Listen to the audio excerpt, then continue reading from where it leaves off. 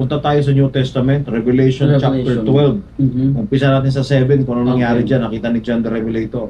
Ito ay bagay na nangyari na ha, kasi ganyan ang katotohanan eh. Bagay na nangyari na in the past, nangyayari at mangyayari pa lang. Sabi sa verse 7, and there was war in heaven. Michael and his angels fought against the dragon. And the dragon fought his angels.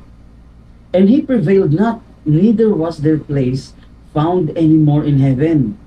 And that great dragon was cast out, that old serpent called the devil and Satan, which deceiveth the whole world. He was cast out into the earth, and his angels were cast out with him. Si Satan, yung great dragon. At tinawag na rin siyang devil, kinast out siya doon. Siya si Lucifer. Si Lucifer yun. Sa great rebellion na ginawa niya, Kaya kinast hindi, out hindi siya. niya matanggap. Dahil dito sa presentation ng ating Ama, kung ano yung gusto niya para sa ating lahat. Napakasimple. Ang gusto niya, pag pinadala niya tayo dito, makabalik tayo sa Kanya. Ngayon, sinabihan niya, o sino papadala ko sa inyo? Dalawa lang naman ang nagpresenta eh. Sino nagpresenta? Si Jehovah. Si Jehovah. Na alam natin ngayon, si Jesus Christ. Ako ang ipadala mo sa daigdig. Here am I, send me. Padala mo ako, tutubusin ko sila sa kanilang mga kasalanan, bibigyan ko sila ng kalayaang pumili ayon sa kanilang kagustuhan, ngunit ang inyong kaluwalhatian ay sa inyo pa rin magpakailanman. Ibig sabihin, kung ano yung gusto ng Ama, yun ang masusunod. Nagpresenta itong isa. May pangalawa. Ang sabi niya, ipadala mo ako. Babalik lahat yan. Walang ni isa sa mga kapatid ko or anak ninyo ang hindi makakabalik sa inyo. Ngunit, Sa akin ang kaluwalhatian. ibigay mo sa akin ang kaluwalhatian. Napakatindi nito, no? Rebellious, eh, no? Pag gano'n ang ugali, rebellious, eh. Ganid, no? Ganid, So, sabi ng Ama. ipapadala ko ang una. At dahil sa presentation ni Lucifer, Lucifer was son of the morning.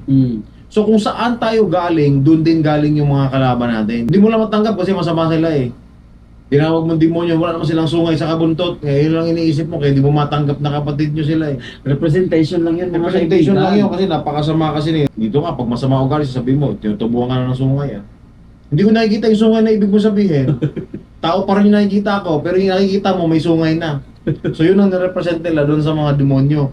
Pero nanggaling tayo sa isang lugar lang. Sabi ng Ama, hindi niya nagustuhan yung presentation ni Satan. Sinabi niya, papadala ko yung una, Jesus Christ yun. Nahati yun. Doon siya nag-rebelde. Exactly. So nagalit siya, nagkaroon ng hati in 1/3. Yung 1/3 sumama kay Lucifer. Yes, ang lumabay kay the archangel. Yung sundalo niya, ngayon natalo si na Satan, sigurado yun. Tapos na-cast out si Satan dito sa mundo nila. That's right. Kaya ito yung kaharian niya ngayon. Dito siya ngayon namumuno. Ngayon, kaya ito ating discussion ngayon, this is about Jesus Christ because there is a great plan. Ang pinakaplano is tayo ay makabalik sa ating Ama sa langit. Paano ka babalik ngayon kung mayroong ipinadala rito na sasalungat sa lahat ng bagay? Tama. Sa palagay mo, hindi ka tatrabahuin yan? Ang gusto niya, hindi ka rin makabalik. Pinadala tayo lahat rito. Nauna lang siyang pinadala. Ang matindi pa doon, nung pinadala si Satan, kaharian niya lahat ito. Yes. Nandito tayo ngayon Kaya lahat sa kung kaharian papas niya. forward mo, di ba sinabi niya kay Jesus Christ nung tinempt niya, lahat na nakikita mo, ibibigay ko sa iyo yan. Nagpresenta pa siya. Nung nag-fasting si Jesus Nung Christ. nag-fasting si Jesus Christ, sinabi niya kay Jesus Christ, lahat na nakikita mo, ibibigay ko sa iyo yan. Nakalimutan yata niya, si Jesus Christ lahat ng tinuturo mo, akin yan. Sana mo ibibigay, hindi naman sa iyo.